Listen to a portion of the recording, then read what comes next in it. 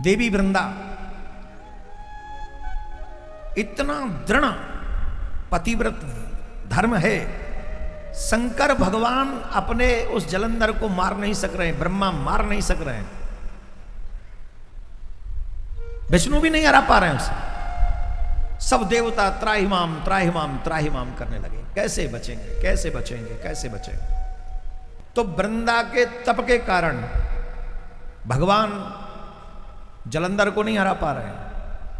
तो जलंधर को परास्त कैसे किया जाए, जलंधर को समाप्त कैसे किया जाए, क्या किया जाए जैसे जलंधर समाप्त हो जाए।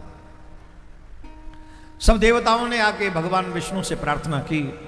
भगवान नारायण ने कहा चिंता मत करो, हम कोई युक्ति करते हैं। देवर्षि नारद जी को अपने साथ में लिया और नारद जी को साथ में लेकर कहा चलो नारद जी देवताओं का कार्य करते हैं। नारद जी के साथ नारायण भगवान जहां वृंदा भ्रमण करती है बगीचे में, क्योंकि उस समय भी जलंधर का युद्ध चल रहा था देवताओं के साथ में।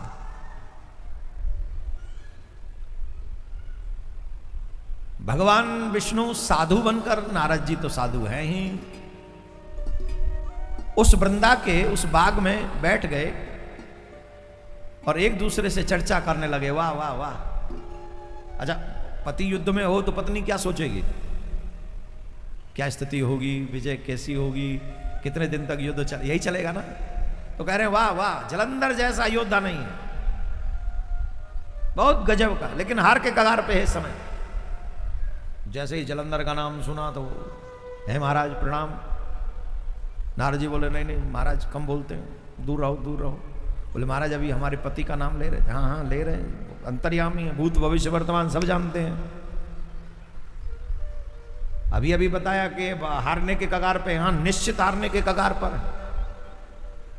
अगर हमारे गुरुजी ने कह दिया तो हारेंगे ही। अरे महाराज कृपा करो, कुछ ऐसा प्रयास करवाओ जिससे हमारे पति की विजय हो। बोले देखो गुरुदेव से प्रार्थना करनी पड़ेगी, गुरुदेव जो चाहें, गुरुदेव अपनी इच्छा से ही करेंगे। बोले हाँ करो कुछ प्रार्थना। नारद जी ने कहा महाराज ये देवी आई है, अपने पति की विजय चाहती है, जिनका नाम आप ले रहे हैं जलंधर, ये उन्हीं की पत्नी है। नारायण भगवान ने कहा जाओ इनसे कहो अपने घर चली जाएं, इनके पति अभी कुछ देर बाद आएंगे तो उनकी खूब सेवा करें, फिर वो विजयश्री मिलेगी। ठीक। उस समय स्वयं भगवान ही जलंधर का रूप बनाकर उस वृंदा के कक्ष में प्रवेश कर गए।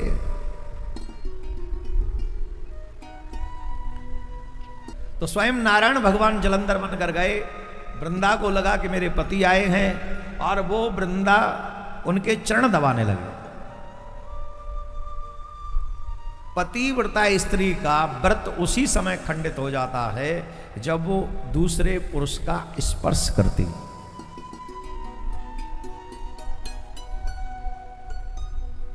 जैसे ही दूसरे पुरुष का स्पर्श करेगी उसका सतित्व नष्ट हो जाएगा। या तो पुत्रवत भाव से स्पर्श करे या पिता के भाव से स्पर्श करे। तो वो आए ही थे जलंधर का रूप बनाकर, तो न तो पुत्र का भाव था न पिता का भाव था, वहां तो कांत भाव ही था। उस भाव से चरण दबा रही थी, तो उतने में ही वो जो है उसका सतित्व नष्ट हो गया और उस वहां युद्ध में जलंधर के गले से वो माला टूट गई। वहां जैसे ही माला टूटी, शंकर भगवान को मालूम था ही, तो उन्होंने अपने उस त्रिशूल का प्रयोग एकदम से उसके वक्षस्थल पर किया और त्रिशूल के लगते ही जलंधर अपने प्राण त्यागने के लिए तैयार हो गए। वृंदा को अचानक से ऐसा लगा ये मेरे पति नहीं है, क्योंकि मेरे पति का स्नेह इनके नेत्रों में नहीं है, वो भावना इनके मन में नहीं है, निश्चित कुछ न कुछ गड़बड़ है। वृंदा खड़ी हुई और पूछा, कहा आप कौन हैं, सत्य सत्य बताइए, नहीं तो मैं अभिशाप देती हूं। भगवान नारायण एक क्षण में ही वो जलंधर का रूप त्याग दिया और अपने वास्तविक स्वरूप में प्रकट हो गए। वृंदा ने अब तक नारायण को अपना इष्ट मानकर उनकी सेवा करी, उनकी पूजा करी। जलंधर को पति के रूप में प्रेम किया और नारायण को भगवान के रूप में प्रेम किया, और दोनों ही प्रेम बहुत ही निश्चल, निष्कपट और सुदृढ़ थे। वृंदा के सुदृढ़। जैसे ही अपने इष्ट को देखा, उनके नेत्रों से अश्रु बहने लगे। हे नारायण, तुमने ऐसा छल क्यों किया मेरे साथ? मेरी तो अपार निष्ठा है आप में, फिर आपने उस निष्ठा को नष्ट क्यों किया? आपने मेरे पतिव्रत धर्म को नष्ट क्यों किया? भगवान विष्णु कहते हैं, देवी, तुम्हारा ये पतिव्रत धर्म देवताओं के लिए भारी पड़ रहा है, भारी पड़ रहा है। तुम्हारे इस व्रत के कारण जलंधर मारा नहीं जा सक रहा है, और जलंधर के न मरने के कारण अधर्म बढ़ रहा है। धर्म की लौ छोटी हो रही है, कम हो रही है। जब इस पृथ्वी पर धर्म ही नहीं रहा, तो बताओ ये पृथ्वी, ये मनुष्य, ये देवता किस काम के? मैं कभी नहीं चाहता कि किसी सती का सतीत्व नष्ट करूं। मैं तो चाहता हूं इस विश्व की स्त्रियां सब तुम्हारी तरह पतिव्रता हों, परंतु वो पतिव्रत धर्म अगर किसी दैत्य को बलिष्ठ करे और अधर्म बढ़ जाए, तो वृंदा, मैंने वही किया जो धर्म रक्षक को करना चाहिए। वृंदा ने कहा, मुझे दुख है इस बात का कि आपने मेरा पतिव्रत धर्म नष्ट किया। आपने मुझे समझा नहीं। आप जानते, आप भगवान होते हुए, आप मेरे इष्ट होते हुए, ये पाषाण जैसा कार्य आपने किया है। मैं आपको साफ देती हूं, आप पत्थर हो जाओगे। और जैसे आपने मुझे मेरे पति से दूर किया है ना, तो मैं भी अपनी पत्नी से दूर होना होगा। ये मेरा शाप है, मेरा शाप है आपको। फिर वृंदा वहां गई जहां पति का शव पड़ा था। उस शव को देखा, उस शव को लेकर एक चिता बनाई गई और उस चिता में जलंधर को रखा गया, और उसी चिता में वृंदा ने भी प्रवेश कर लिया और अपने शरीर को छोड़ दिया। जिस जगह पर वृंदा के शरीर की चिता की भस्म पड़ी थी, भगवान नारायण उस पतिव्रता स्त्री का इतना व्रत देखकर, इतना प्रेम देखकर, इतनी निष्ठा देखकर वृंदा के लिए नारायण रोने लगे। अपनी सुध-बुध भूल गए नारायण।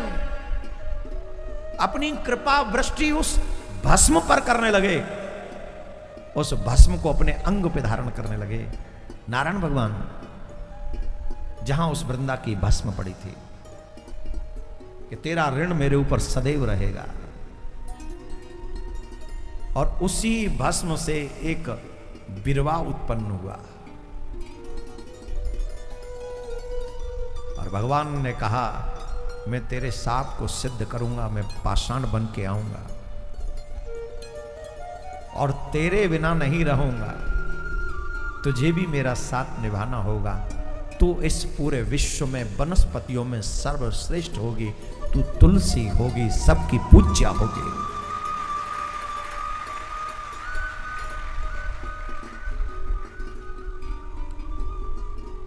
और तुलसी के बिना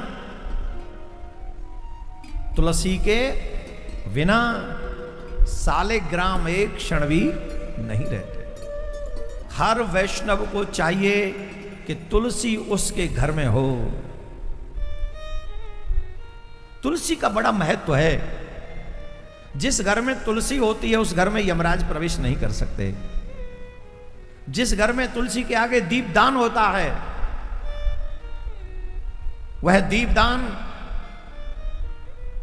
भक्ति का दीप, ज्ञान का दीप, धन का दीप जलाता है।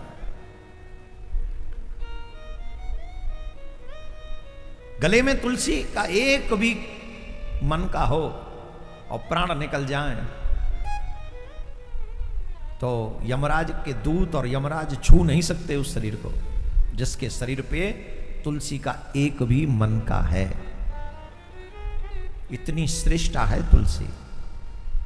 आपके गुरुदेव कहते हैं तुलसी धारण करो। आपके गुरुदेव कहते हैं तुलसी की माला से जप करो। पूजा का जो नाम जप का तुलसी से प्रभाव है वो किसी और चीज से नहीं। शिव मंत्र का जाप, शिव मंत्र का जाप रुद्राक्ष की माला से करना चाहिए। देवी के मंत्र का जाप रुद्राक्ष की माला से, गणेश जी के मंत्र का जाप रुद्राक्ष की माला से करें, लेकिन भगवान विष्णु, नारायण और श्री कृष्ण की मंत्र का जाप तुलसी माला से करें। तो आप सोचिए ये पतिव्रता स्त्री, इसमें कितना बल है। शंकर भगवान भी उसके पति को मार नहीं सके, ब्रह्मा नहीं मार सके, विष्णु नहीं मार सके, देवताओं की तो बात ही छोड़ दो। ये किसका प्रभाव है? पतिव्रता स्त्री का। और इस बल की बात, इस तेज की बात, इस प्रभाव की बात अगर आज के युग में की जाए तो लोग क्या कहेंगे? पागल बना रहे हैं। ऐसा कभी होता है? ऐसे होना चाहिए? बेकार की। कौन लोग ये बातें करेंगे? जो खुद धर्मपथगामी नहीं है, जिन्हें पता है कि उनका नरक निश्चित है, जिन्हें पता है कि वो कुमार्ग पर हैं, उन्हें पता है वो गलत रास्ते पर हैं, तो वो यही चाहते हैं कि जब हम गलत रास्ते पे हैं तो पूरी दुनिया ही गलत रास्ते पे चलनी चाहिए।